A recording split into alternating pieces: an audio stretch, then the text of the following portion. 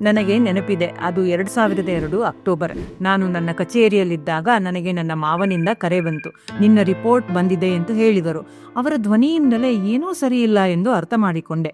ನಾನು ಕ್ಲಿನಿಕ್ಗೆ ಹೋದಾಗ ವೈದ್ಯರು ನನಗೆ ಆರಂಭಿಕ ಹಂತದ ಗರ್ಭಕೋಶದ ಕ್ಯಾನ್ಸರ್ ಇದೆ, ಅದಕ್ಕಾಗಿ ಶಸ್ತ್ರಚಿಕಿತ್ಸೆ ಅಗತ್ಯವಿದೆ ಎಂದು ಹೇಳಿದರು.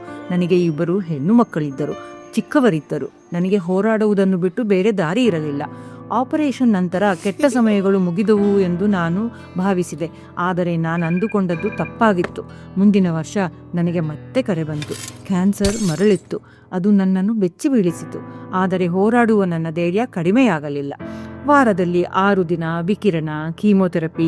ಸಮಯ ಕಳೆದಂತೆ ನನ್ನ ದೇಹ ನಿಧಾನವಾಗಿ ದುರ್ಬಲಗೊಂಡಿತು. ವಿಕಿರಣದಿಂದ ನನ್ನ ಚರ್ಮವು ಸುಟ್ಟು ಹೋಯಿತು.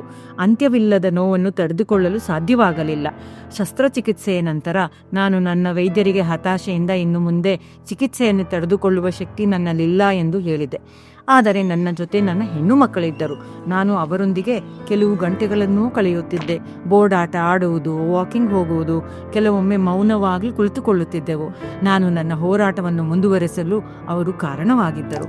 HPV ಲಸಿಕೆ ಗರ್ಭಕೋಶದ ಬಾಯಿಯ ಕ್ಯಾನ್ಸರ್ ಅನ್ನು ತಡೆಯುತ್ತದೆ ಎಂದು ನಾನು ಕೇಳಿದಾಗ ನನ್ನ ಮನಸ್ಸಿನಲ್ಲಿ ಒಂದೇ ಒಂದು ಆಲೋಚನೆ ಇತ್ತು. ನನ್ನ ಮಕ್ಕಳು ನಾನು ಅನುಭವಿಸಿದ್ದನ್ನು ಅನುಭವಿಸಬೇಕಾಗಿಲ್ಲ ಎಂಬುದು. ನಮ್ಮ ಕುಟುಂಬದ ಪ್ರತಿ ಹೆಣ್ಣು ಮಕ್ಕಳಿಗೂ ಲಸಿಕೆ ಹಾಕಿಸಿದವು. ಹಲವು ವರ್ಷಗಳೇ ಕಳೆದಿವೆ. ನಾನು ಬದುಕುಳಿದೆ. ನನ್ನ ಹೆಣ್ಣು ಮಕ್ಕಳು ಬೆಳೆದಿದ್ದಾರೆ. ನಾವೆಲ್ಲರೂ ಆರೋಗ್ಯವಾಗಿ ಸಂತೋಷವಾಗಿದ್ದೇವೆ. ಒಬ್ಬ ತಾಯಿಯಾಗಿ ನಾನು ನಿಮಗೆ ಹೇಳಬೇಕಾಗಿರುವುದು ಇಷ್ಟೇ: ನಿಮ್ಮ ಹೆಣ್ಣು ಮಕ್ಕಳಿಗೆ ಈ ಲಸಿಕೆ ಹಾಕಿಸಿ. ಲಸಿಕೆ ಹಾಕಿಸಲು ತಡ ಮಾಡಬೇಡಿ.